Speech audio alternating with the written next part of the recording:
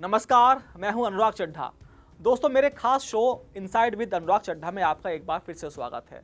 दोस्तों, आज का जो टॉपिक मैं आपके साथ डिस्कस करने जा रहा हूं वो बहुत ही संवेदनशील टॉपिक है और उस टॉपिक से जुड़े हैं 3 किरदार। पहला किरदार है उत्तर प्रदेश पुलिस, दूसरा किरदार है एनकाउंटर और तीसरा किरदार है उत्तर प्रदेश में रहने वाले बदमाश जो कि पुलिस की गोली का शिकार होते हैं। दोस्तों, पिछले काफ़ी समय से विपक्ष और ख़ास तौर पर यूपी के पूर्व मुख्यमंत्री अखिलेश यादव उत्तर प्रदेश की एनकाउंटर पॉलिसी पर सवाल उठा रहे हैं और इसके पीछे कहीं ना कहीं यूपी पुलिस भी जिम्मेदार है, क्योंकि कई एनकाउंटर मैंने और निश्चित तौर पर आपने भी महसूस किए होंगे और देखे भी होंगे कि यूपी पुलिस कई एनकाउंटर्स में अपनी मनमानी कर रही है। इसके अलावा जब से यूपी पुलिस ने हाफ एनकाउंटर्स की शुरुआत की है तब से एनकाउंटर की जो संवेदनशीलता है वो पूरी तरह से खत्म हो गई है, क्योंकि पहले एक समय था जब बदमाश एनकाउंटर नाम के शब्द से डरते थे, क्योंकि जब एनकाउंटर होता था तो बदमाश मारा जाता था। बहुत कम ऐसी घटनाएं होती थी कि बदमाश उसमें घायल होते थे। यानी कि जब से उत्तर प्रदेश पुलिस ने हाफ एनकाउंटर की शुरुआत की है तब से बदमाशों में जो एक डर था पुलिस का वो खत्म हो गया है।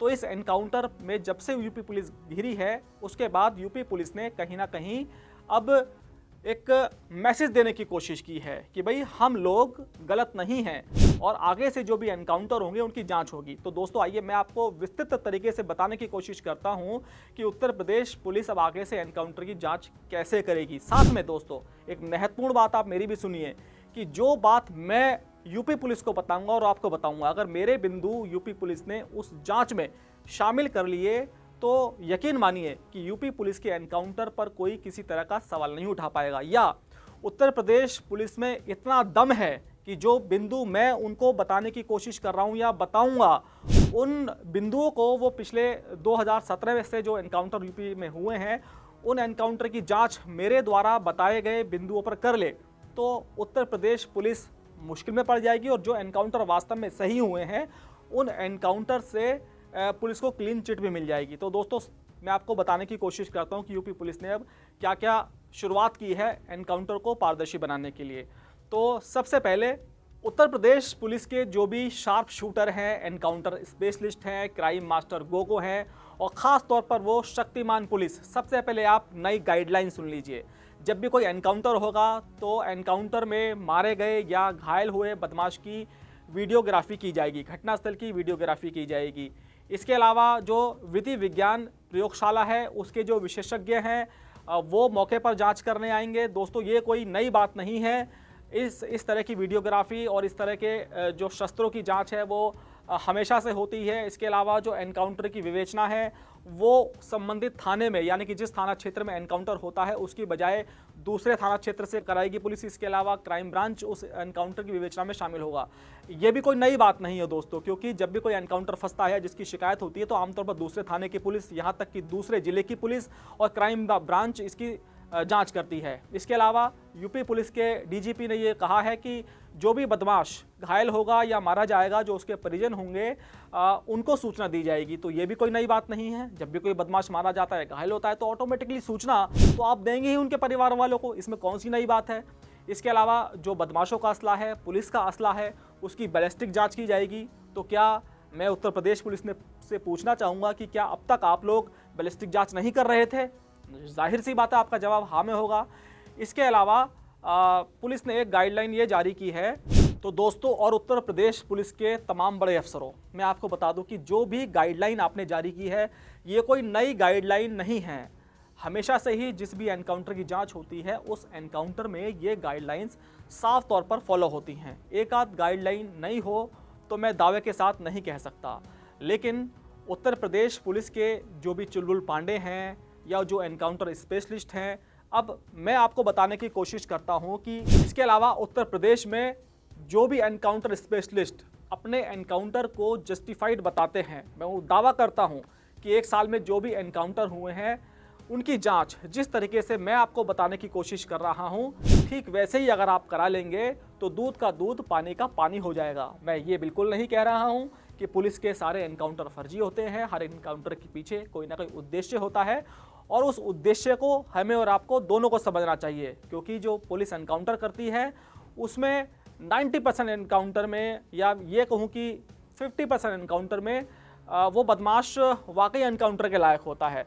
तो खैर, अब हम बात करते हैं कि उत्तर प्रदेश पुलिस को जो गाइडलाइन उन्होंने नई जारी की है उसमें क्या क्या ऐड करना चाहिए। दोस्तों, अब बात करते हैं उत्तर प्रदेश पुलिस के एनकाउंटर पर। आजकल एक नया ट्रेंड चला है हाफ एनकाउंटर, और इस हाफ एनकाउंटर की सबसे जो महत्वपूर्ण बात यह है कि गोली ना तो पीछे से चलती है ना आगे से चलती है, गोली हमेशा दाएं से चलती है या बाएं से चलती है।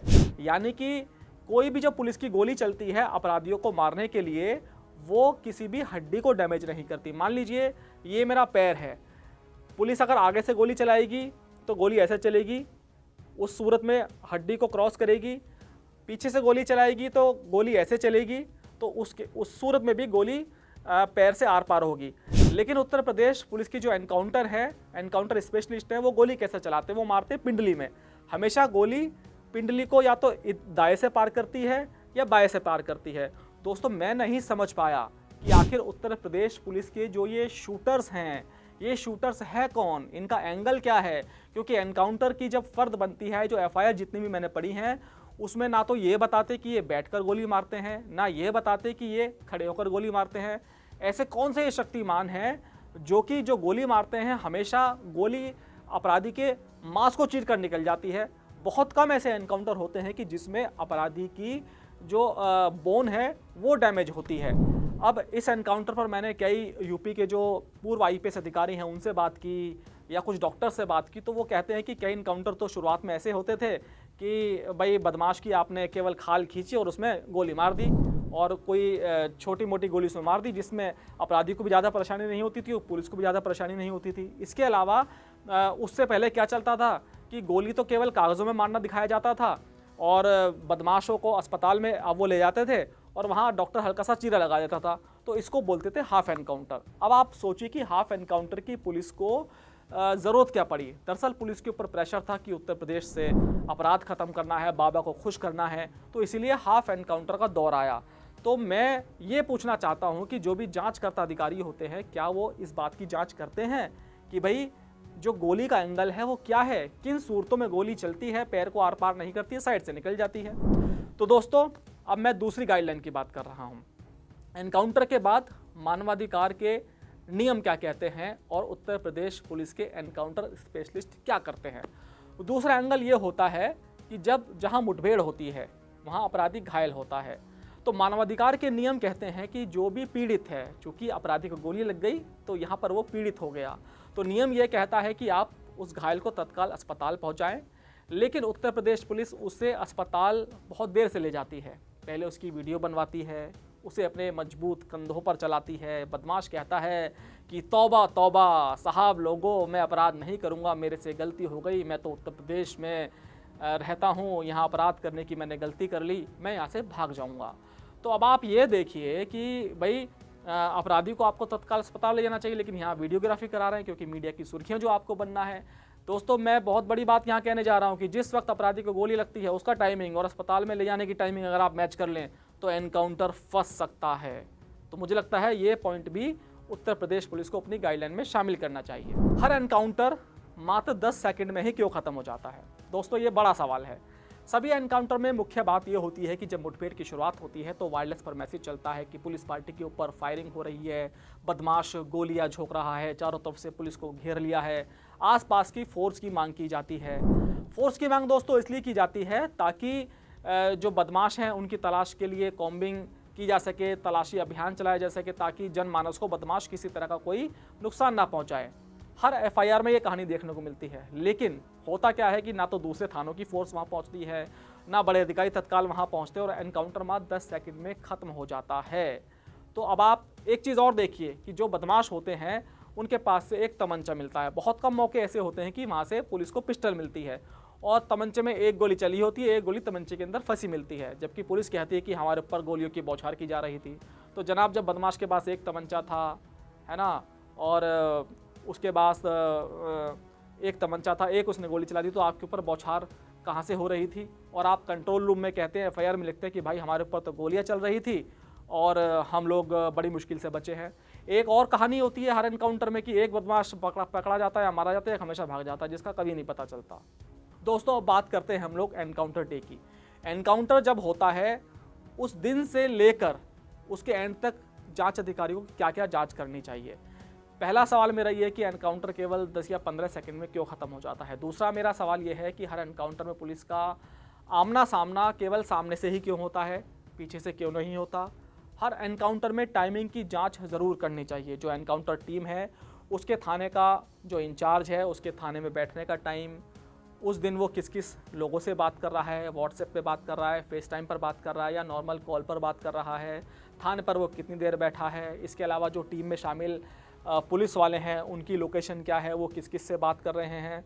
इसके अलावा जो बदमाश एनकाउंटर में घायल हुआ है, मारा गया है, उसके मोबाइल की CDR और उसके घर वालों से वो कब बात कर रहा है, उसकी लास्ट लोकेशन क्या थी। तो कुल मिलाकर जो पक्ष और विपक्ष दोनों लोग होते हैं उनकी बातचीत और उनकी लोकेशन ज़रूर एनकाउंटर की जांच में शामिल होनी चाहिए, ताकि ये पता चल सके कि भैया इस एनकाउंटर की सच्चाई क्या है। इसके अलावा एनकाउंटर में पुलिस के पास भरपूर समय होता है, उसका मुखबिर उसे ये बताता है कि भैया ये बदमाश फला जगह से जा रहा है, तो पुलिस जाती है बदमाश की तलाश में और कभी भी बदमाश को वो पीछे से नहीं देखती, हमेशा आगे से देखती है। ये सवाल मैंने वीडियो की शुरुआत में उठाया था। तो मेरा सवाल दोस्तों ये है कि अगर बदमाश को वो पीछे से पकड़े तो बदमाश पकड़ में आ सकता है, क्योंकि पुलिस का जो मोटिव होता है वो बदमाश को पकड़ने का होता है, लेकिन जो इंटेंशन होती है गोली मारने की होती है, इसलिए पुलिस बदमाश के सामने से जाती है। ये बड़ा सवाल है। जो भी जांचकर्ता अधिकारी होते हैं या फिर जो गाइडलाइन है उसमें ये भी शामिल होना चाहिए कि भैया हमेशा पुलिस आगे से क्यों आती है, पीछे से क्यों नहीं आती। इसके अलावा एनकाउंटर में कंट्रोल रूम की दोस्तों बड़ी भूमिका होती है।